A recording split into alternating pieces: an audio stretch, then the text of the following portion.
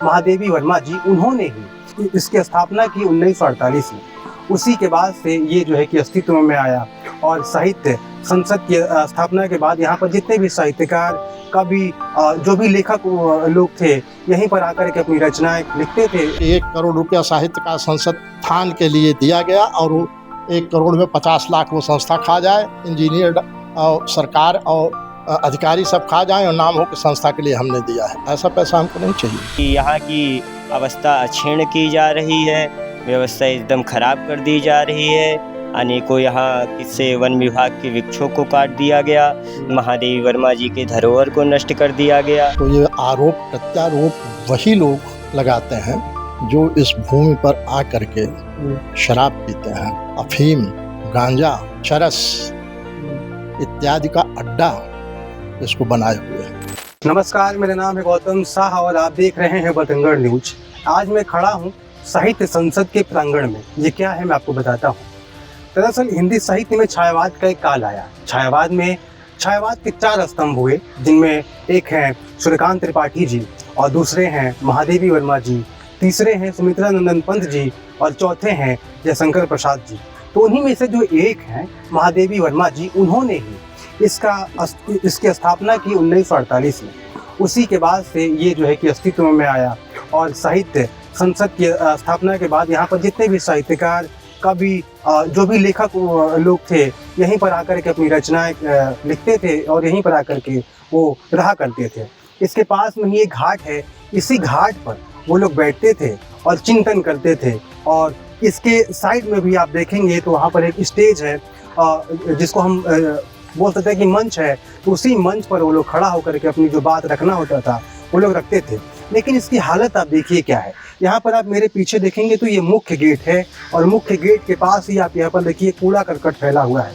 देखिए यहाँ पर लोग आ करके शौच करते हैं, पेशाब करते हैं। इसके बावजूद आप यहाँ पर देखेंगे तो इस क्षेत्र के कई पेड़ ऐसे हैं जो काट दिए गए हैं, जो नहीं काटना चाहिए था। नगर निगम के अधिकारियों को देखना चाहिए, यहाँ के जो भी मुख्य लोग हैं उनको भी देखना चाहिए कि यहाँ की स्थिति क्या है। साफ सफाई के लिए कभी भी कोई नगर निगम का अधिकारी नहीं आता, कभी भी कोई गाड़ी नहीं आती है। देखिए स्थानीय लोगों की भी ये शिकायत रही है, यहाँ का जो ज़मीन है उसको भी बेचा जा रहा है। हालांकि कितना सच्चाई है, कितना कुछ है, वो मैं आगे जाके बातचीत करूँगा उनसे। मेरे साथ यहीं पर देखिए स्थानीय व्यक्ति मौजूद हैं जिनका नाम कार्तिक है। तो आइए इनसे बातचीत किया जाए कि इसकी क्या समस्या है और क्यों इसको तोड़ा गया, क्यों इसको संरक्षित नहीं किया जा रहा है, इनका क्या कहना है। पहले आप अपना शुभ नाम बताइए। जैसे कि मेरा शुभ नाम है तीर्थराज मिश्रा। अच्छा, तीर्थराज मिश्रा। तो मैं यहीं घाट पर मंदिर का पुजारी हूँ। अच्छा। इसी घाट पर मैं रहता हूँ। हाँ। तो मैं यहाँ बचपन से रहता हूँ और 5 साल की उम्र से इसी पार्क में खेला कूदा हूँ। और इस पार्क की अवस्था धीरे धीरे बंजर किया जा रहा है। इसको खंडहर बना दिया जा रहा है। इस वजह से क्योंकि इसको ध्वस्त कर दिया जाए और इसके बाद यहाँ की जो इनकी ज़मीनें हैं इसको बेच करके अपना आजीविका का यापन किया जाए। अच्छा, शुरू में जब आप इसको देखते थे तो ये क्या ठीक था क्या, मंच वगैरह, सीढ़ियाँ वगैरह? हाँ, तब कभी मंच भी ठीक था। मैं इस पे बचपन में योगा भी करता था। अच्छा जी। और उस समय ये पार्क भी बहुत अच्छा था। यहाँ की सीढ़ियाँ, बेंच, सब कुछ बहुत भव्य था। और 1990 के या 2000 के लमसम में लोगों से पता चलता है कि इस पार्क की सौंदर्यता इतनी अच्छी थी कि प्रयागराज में यहाँ ये रसूलाबाद में नंबर वन में ये पार्क रहा करता था नगर निगम के द्वारा।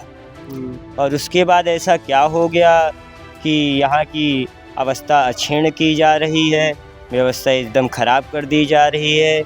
अनेकों यहाँ किससे वन विभाग के वृक्षों को काट दिया गया, महादेवी वर्मा जी के धरोहर को नष्ट कर दिया गया। आप लोग रोके थे कि नहीं? आप लोग वृक्ष जब काटा जा रहा था तो रोके थे कि नहीं आप लोग? मैंने इनका विरोध किया था, पूछा था इनसे, तो इन्होंने कहा कि हमारी संस्था है, हमारी संस्था की ज़मीन है, हम चाहे जो कुछ करें, आपसे क्या मतलब है।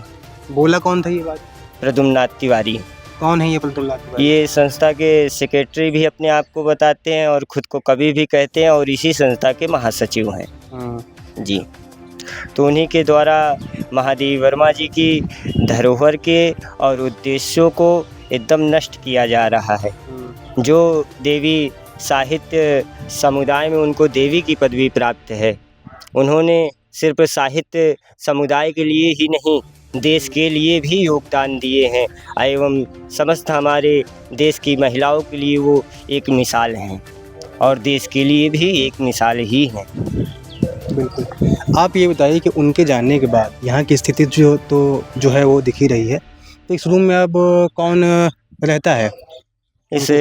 इस रूम में अब भवन में प्रद्युम्नाथ तिवारी अपने परिवार के सहित रहा करते हैं और इस भवन से वो क्रय विक्रय मतलब किराया भी वसूला करते हैं लोगों को बसा करके। अच्छा जी, कार पार्किंग की व्यवस्था करवाते हैं यहाँ पे और कभी भी कोई धार्मिक कार्य होता है जैसे शादी विवाह या भागवत कथा पूजा पाठ, तो उसके लिए भी यहाँ उससे धन लेते हैं। अच्छा जी, ज़मीन का किराया लेते हैं। और जैसे बाढ़ पीड़ित हो गए, वो लकड़ियाँ कहाँ ले जाते हैं, उनसे लकड़ियों पर भी रखने के लिए इनसे किराया लिया जाता है। अच्छा स्थानीय लोगों से। और स्थानीय लोगों को भी बताया गया है कि स्थानीय लोग कब्जा कर रहे हैं इस संस्था के द्वारा, किंतु ऐसा नहीं है। संस्था के द्वारा स्थानीय लोगों के द्वारा अगर कब्जा किया जाता तो ये पार्क न खाली होता। तो मैं अभी मौजूद हूँ साहित्य संसद के अंदर इस आवास में। तो मेरे सामने जो बैठे हैं ये इस संसद के सेक्रेटरी हैं जी। तो आइए इनसे बातचीत किया जाए कि ये क्या सोचते हैं। और सर पहले तो आप अपना शुभ नाम बता दीजिए, थोड़ा परिचय दे दीजिए हमारे दर्शकों को। प्रद्युम्ननाथ तिवारी करुणेश जी। मैं साहित्यकार संसद का महासचिव हूँ। सर इस पर आरोप लगता है कि इस ज़मीन को जो है कि बेचा जा रहा है और संरक्षित का जो मामला है तो यहाँ पर साफ़ सफाई भी नहीं होता है और भी जो यहाँ पर दिक्कतें हैं वो सब बाहर के लोग शिकायत करते हैं। तो आप इस पर क्या कहना चाहते हैं, आपकी क्या राय है? जहाँ तक भूमि के संरक्षित होने की बात है या बेचने की बात है, तो इतनी बड़ी भूमि, ये 2 बीघा 18 बिस्वा में ये भूमि है। इतनी बड़ी भूमि की संरक्षा या तो संस्था के पास पैसा हो तो हो सकता है या सरकार सहयोग करे तो हो सकता है। न संस्था के पास पैसा है न सरकार का कोई सहयोग इस पर मिल रहा है, किसी भी प्रकार का सरकार का सहयोग। जहाँ तक शिकायत की बात है, आरोप प्रत्यारोप की बात है, तो ये आरोप प्रत्यारोप वही लोग लगाते हैं जो इस भूमि पर आ करके शराब पीते हैं, अफीम, गांजा, चरस इत्यादि का अड्डा इसको बनाए हुए। जिस व्यक्ति ने इस संस्था को बचाने के लिए अपने प्राण तन मन सब कुछ अर्पित कर दिया है, उस पर इस प्रकार का आरोप प्रत्यारोप बहुत ही दुखद और चिंताजनक है। इस बात को जो भारत के साहित्यकार हैं, सच्चे साहित्यकार, वो सब जानते हैं हमारे इस त्याग को। मैंने इस संस्था के लिए त्याग किया है, मैंने इस संस्था से कुछ लिया नहीं, क्योंकि संस्था के पास कुछ था ही नहीं। मैंने इस संस्था को दिया है अपने जेब से। जब से संस्था में आया हूँ 50 लाख खर्च हो चुके होंगे हमारे। मुकदमेबाजी, दौड़ धूप, संस्था के उन्नयन के लिए, इन सब में ऐसे नहीं हो जाता। इतने बड़े मकान का मेंटेनेंस कैसे होता है, ये सरकार ने कभी पूछा या किसी ने पूछा या किसी ने जानने की कोशिश की या किसी ने एक पैसा इस संस्था के लिए दिया? जो ये आरोप प्रत्यारोप लगाने वाले हैं इनसे पूछिए, क्या इसके लिए कभी शारीरिक रूप से या आर्थिक रूप से या वैचारिक रूप से इस संस्था के साथ कभी जुड़े रहे? क्या संसद के जो लोग सदस्य हैं तो उनकी ओर से कुछ आता है कि नहीं? संस्था के जो सदस्य लोग हैं पूरे तन मन से जुड़े हुए हैं, लेकिन संस्था के सदस्य तो वही है ना जो साहित्य सेवा कर रहे हैं। बिल्कुल। अर्थ तो उनके पास भी नहीं है, अर्थाभाव उनके पास भी है। वो अपना परिवार किस तरह से चलाते हैं, यही बहुत मुश्किल है आज की महंगाई में। बिल्कुल। तो चाह करके भी आर्थिक मदद नहीं कर सकते। सर मैं थोड़ा आपको रोकना चाहूँगा। मैं ये कहना चाहता हूँ कि अगर मैं साहित्य का वो हूँ, विद्यार्थी हूँ, और मैं यहाँ पर जब आता हूँ तो देखता हूँ कि इसकी हाल बहुत ख़राब हो गई। तो इसका भविष्य क्या है, मैं ये पूछना चाहता हूँ। इसका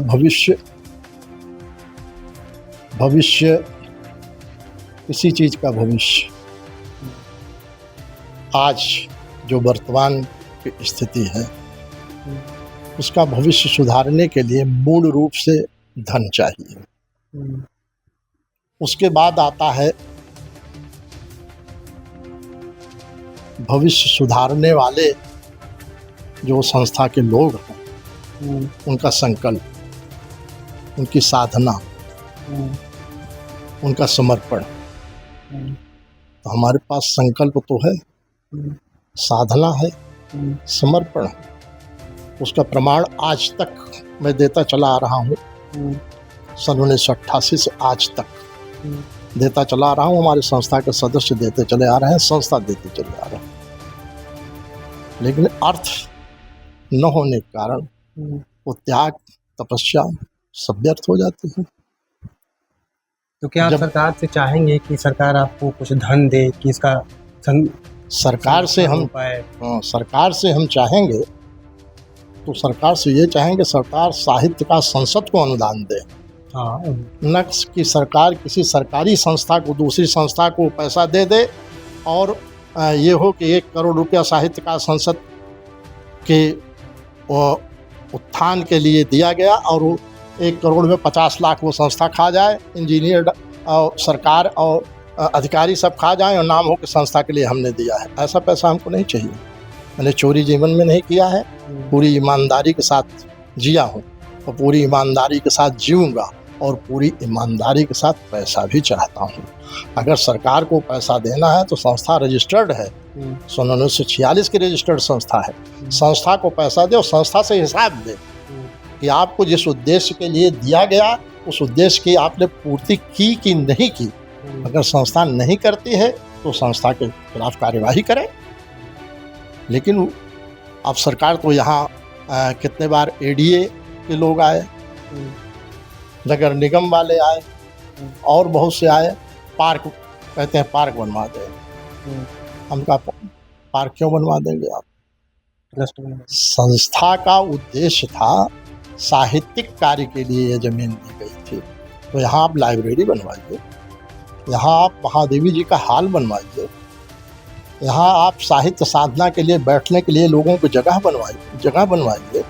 वो आप करते नहीं हैं। पार्क के लिए हम क्यों अपनी जमीन दे देंगे।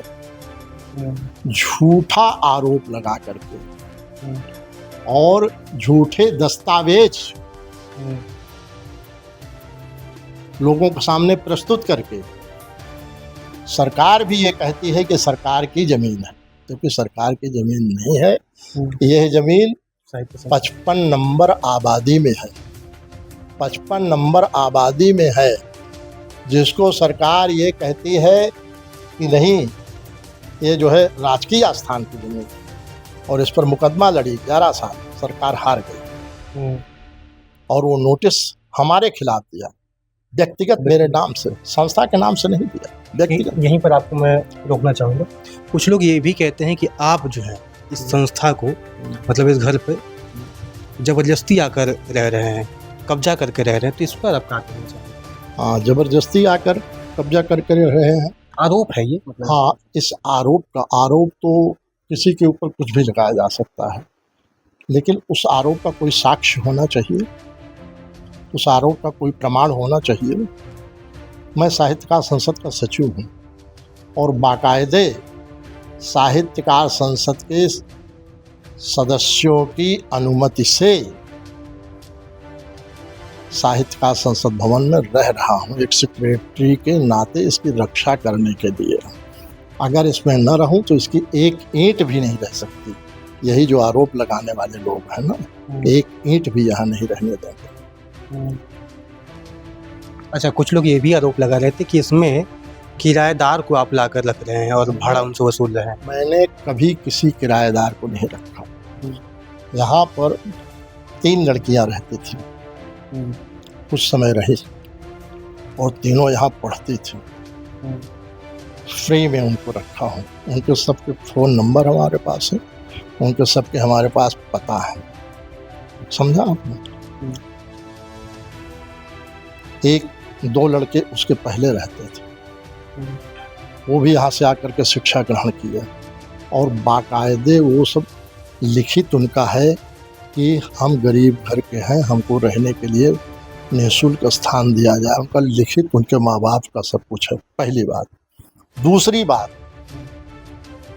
अगर मैं इसमें किसी को किराएदार रखूं भी तो ये हमारे साहित्य का संसद के अधिकार क्षेत्र में है। इस पर कोई सरकार का कुछ नहीं है। सरकार इसमें हस्तक्षेप नहीं कर सकती, न पब्लिक हस्तक्षेप कर सकती। यदि मैं रखूं तो, यदि मैं किराएदार रखूं भी तो हम संस्था के संवर्धन के लिए, संस्था की आय को बढ़ाने के लिए, हमारे बाइलाज में है संस्था, हमारे बाइलाज में तो है संस्था की ज़मीन हम बेच सकते हैं, हमारे बाइलाज में है संस्था के उद्धार के लिए हम किसी को किराए पर दे सकते हैं, हम सब कुछ कर सकते हैं, हमारे बाइलाज में है। तो उसका जो धन आएगा हम तो ऐसा, जी, हमने ऐसा कभी किया नहीं, ऐसा मैंने कभी किया नहीं, कभी किराएदार नहीं रखा। एक भी प्रमाण, जो ये सब कहते हैं, एक भी प्रमाण प्रस्तुत करें। आरोप लगाना, चूँकि 50 वर्ष से ये अराजक तत्व यहाँ रहे हैं और इसका सदुपयोग किए हैं। अब यहाँ मैं रहता हूँ तो उनके शराब पीने में, उनके जुआ खेलने में, इन सब में बाधा पहुँचती है, इसलिए ये सब आरोप प्रत्यारोप लगा रहे हैं। इनका चरित्र पहले देखा जाए कि आरोप प्रत्यारोप लगाने वाले कौन हैं, इनकी कैटेगरी क्या है, इनका समाज में महत्व क्या है, समाज के किस प्रकार के लोग हैं, ये भी देखना चाहिए। जी, मैं अभी ये भी देखा हूँ कि बाहर में देखा हूँ कि कुछ लोग ऐसे लोग आए हैं जो बाहर वहाँ पर जो है कि पेड़ और जो है कि अथी कर दिए हैं, लगा दिए हैं, और वहीं पर वो लोग रह रहे हैं। दारू भी वो लोग पीते हैं, जैसा कि आपने हमको बताया। तो उनको हटाने के लिए क्या आपने कहीं पे कंप्लेन वगैरह किया? हमने पुलिस में कंप्लेन किया था, 7, 8, 9, 10 महीना हुआ था, पुलिस आई भी थी, उसको हटवा भी दिया था, लेकिन उसके बाद फिर जो है 4-6 दिन के बाद फिर कर लिया। अब बार बार उनके कहने का मतलब, हस्तक्षेप करने का मतलब उनसे लड़ाई करना। अब वो ये कहते हैं कि यहाँ जो है हरियाली के लिए मैंने ऐसा किया है, आपकी ज़मीन थोड़े लिए ले रहा हूँ, कहने को ये कहते हैं, लेकिन नीयत तो उनकी यही खराब है। उसमें सरकार, आप वृक्ष लगाए हैं तो पहली बात है किसी जिसकी ज़मीन है उससे अनुमति लेके लगाइए। ठीक है, अनुमति भी नहीं लगे, आप लगा दीजिए। तो आप उस पर वो टटिया क्यों लगाए? टटिया क्यों लगाए? गेट स्वयं है, सुरक्षा के लिए गेट है ना। टटिया क्या रक्षा करेगी? इसी से उनकी नीयत। और रात के 10 बजे आकर के आप देखिए, 9 बजे, 10 बजे, 8 बजे यहीं बैठ करके गांजा अफीम सब पीते हैं। और यहीं बगल में शराब की दुकान है, शराब की दुकान से बाहरी लोग भी आते हैं, शराब पी करके यहीं अंदर आके शराब पीते हैं। यहाँ के लोग तो पीते ही हैं, अगर बोलिए तो गाली गलौज करते हैं, मारने के लिए दौड़ते हैं। एक बार नहीं, 2 बार मेरे ऊपर अटैक हुआ है। अच्छा, 2 बार अटैक हुआ है और उसके मुकदमे चल रहे हैं। क्यों हुआ है अटैक? बोले हैं इसलिए? बोले हैं इसलिए, शराब पीने से मना कर रहे हैं इसलिए। ये है हमारे साहित्य संसद के सेक्रेटरी की हालत कि अगर कोई बोल रहा है तो उन पर हमला हो जाता है। उस पर सरकार कुछ नहीं कर रही, उनको जेल, उनके खिलाफ कुछ नहीं करती है सरकार। कंप्लेन वगैरह इस पे हुआ है? कंप्लेन हुआ है, उसका तो जो अटैक किए थे उनका मुकदमा भी चल रहा है, उनके खिलाफ मुकदमा भी चल रहा है। लेकिन और छुटपुट जो घटनाएं होती हैं वो रोज दूसरे तीसरे चौथे दिन होती रहती है। बिल्कुल, गाली गलौज जो होता होगा, जैसे कि हम लोग देखते भी हैं। हाँ, इतना जरूर है। मैं स्थानीय पुलिस की इतनी प्रशंसा जरूर करूंगा कि जब भी कोई घटना इस प्रकार की घटती है मैं उनको सूचना देता हूँ, ऐसो को आधी रात को फ़ोन करूंगा, वो हाजिर होते हैं। ये मैं प्रशंसा निश्चित रूप से करूंगा। लेकिन बस हाजिर होना ही पर्याप्त नहीं है। आज तक किसी को पकड़ करके नहीं ले गए, आज तक किसी के खिलाफ मुकदमा नहीं दायर किया। अब सवाल ये पैदा होता है कि हम FIR अगर लाज कराएं तो रोज FIR लाज कराते रहेंगे, तो ये समस्या और दुश्मनी सबसे हो जाएगी, दुश्मनी सबसे होगी। मैं परिवार के साथ यहाँ रहता हूँ, थोड़ा पानी पिला दीजिए। परिवार के साथ यहाँ रहता हूँ, किससे दुश्मनी करूँगा? एक जान अनेक दुश्मनी। तो इसलिए साहित्यकार संसद का कहना नहीं चाहिए, लेकिन अब जो मैं देख रहा हूँ उससे मैं ये कह सकता हूँ कि साहित्यकार संसद का भविष्य गर्त में है। 1988 के पहले भी साहित्यकार संसद मृत हो चुकी थी, मेरे आने के बाद ही जीवित हुई है, और मेरे मरने के बाद भी ये मृत हो जाएगी। बहुत बहुत धन्यवाद। तो हमने इनसे बातचीत किया और जाना कि इसकी हालत क्या है। हालांकि बाहरी जो आरोप लगे हैं उसको लेकर भी हमने इनसे बातचीत किया, और जो इनका विचार था उन्होंने बताया, और ये भी बताया कि अराजक तत्व भी कुछ ऐसे हैं जो इसको कब्जा करना चाहते हैं। और बाहर हम आपको दिखाएंगे विजुअल में कि वहाँ पर कुछ पेड़ लगा दिया गया है और उसको एक टाट से घेर दिया गया है। टाट मतलब कुछ सीख वगैरह से उसको घेर दिया गया है। और इनका कहना है कि वो इन फ्यूचर उनका जो मकसद है वो यही है कि इसको घेर करके वहाँ पर वो लोग रहने के लिए अपना सब वो ठिकाना कर रहे हैं, बना रहे हैं। तो आप देख रहे थे बतंगड़ न्यूज़ से गौतम शाह को।